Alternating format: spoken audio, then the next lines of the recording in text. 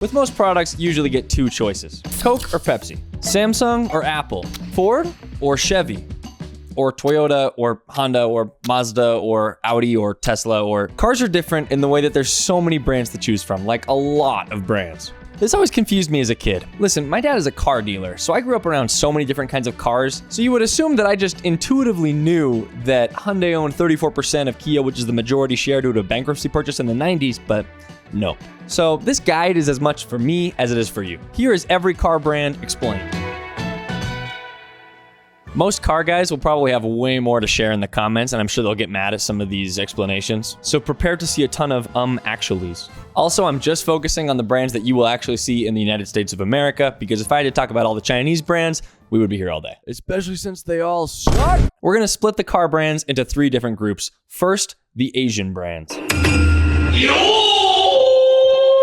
The first one is Toyota. They're the biggest and most popular brand from Japan. Their big competitor is Honda, and another competitor is Nissan. Now, the Japanese cars are usually known for being super reliable and fuel efficient, which is great, but back in the 80s, Honda wanted to get invited to the cool cars club.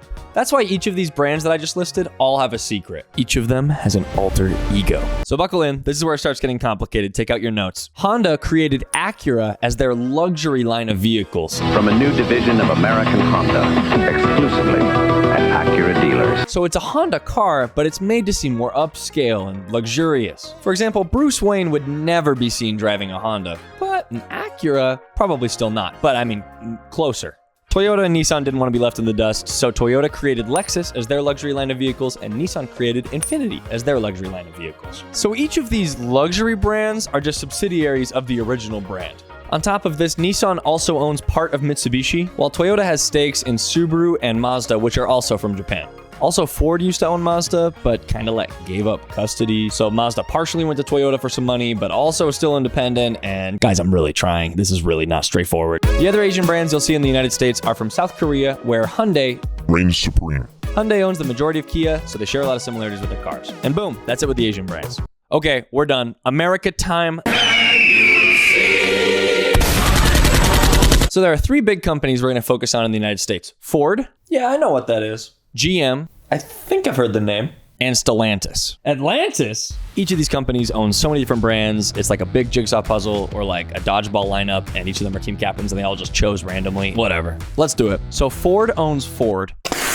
They make Mustangs, which you might see as its own logo, but it's still just a Ford car. They also make Lincoln, which is their alter ego in the Cool Cars Club. It's kind of funny that they're both presidents, but whatever. Guys, Ford was like a foster parent for so many car brands because it used to own Mazda, Jaguar, Volvo, Land Rover, Mercury, which it kind of took out the back and discontinued. The second company we're going to talk about is General Motors, which is also known as GM, which is the parent company of Chevy or Chevrolet. Chevy is their main brand, but they also run GMC. I don't know how they came up with that one.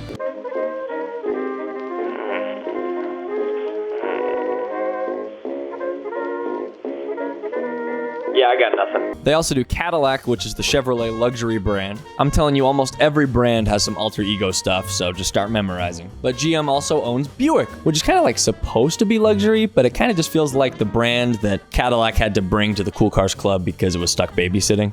Before we get to the last one, I need to mention a couple other American brands that mostly do electric vehicles. You guys all probably know what a Tesla is, but there's also Rivian, Lucid, and Fisker, which are all watching the constant boxing match between GM and Ford. The last American company is Stellantis. It's kind of like the hive mind of car brands, but you'll see how this works. So alongside Ford and Chevy, Chrysler used to be considered among like the big three in the United States. But Chrysler is now owned by Stellantis, which is kind of like the Disney brand for automobiles that just owns everything. Stellantis owns Chrysler, Jeep, Dodge, and Ram, which are all historic American brands. They're also known for making this thing called the subscribe button. It's below the video, please. These four brands share a lot of similarities in the way that they're built, but since these four American brands are owned by a company based in the Netherlands, it's Europe time. Apart from owning those four American brands, Stellantis also owns Fiat, which runs Abarth. It's named Abarth because when you see a Fiat, you usually just want to barf anyway, so Maserati and Alfa Romeo. You don't see as many of these in the United States, but I figured they're worth mentioning because I used to own an Alfa Romeo and I needed an excuse to put these pictures up on the screen. Other European brands include BMW, which owns Mini. Mercedes-Benz is the big rival of BMW, which is so cool it doesn't even need an alter ego to get into this super crowded analogy. Volkswagen definitely seems like the brand that didn't get invited to hang with the big kids at German recess, but then at night it turns into a Lamborghini and fights crime because for some unholy reason Volkswagen owns Lamborghini. Volkswagen runs Audi as its luxury brand and also Porsche. The last ones I'll bring up here are Land Rover and Jaguar, which are owned by the same company in England. I guess there's also Volvo, which is a Swedish company, but it was owned by Ford, but now it's owned by a Chinese company, and I swear we do not have time for China. So we have these three groups, the Asian, American, and European brands. I'd like to propose a super generic rule to sort these brands. It is called the function fashion grid. So the European brands are all gonna go up and to the right. They are the most cool and the least reliable. I brought up my Alfa Romeo earlier. I actually sold it because our mechanic said, hey, this specific model, it'll give out at 50,000 miles. Now, obviously, how reliable your car is depends on how well you maintain it and a bunch of other factors. But just as a general rule, the European cars just are not built to last.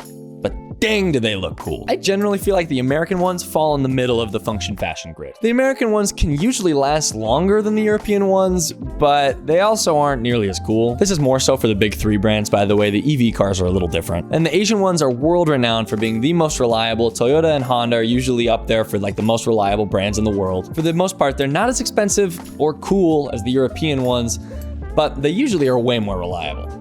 Usually. Like I said, this is a super generic rule. There's a lot of examples of super cool looking Asian cars, and there's also some European cars that can be pretty reliable. But this is just a super generic rule, and honestly, it helps me just sort through all these brands because there's so many. That's all the automotive brands that you'll usually see in the United States. So, if you'll excuse me, I have to go to this cool cars club.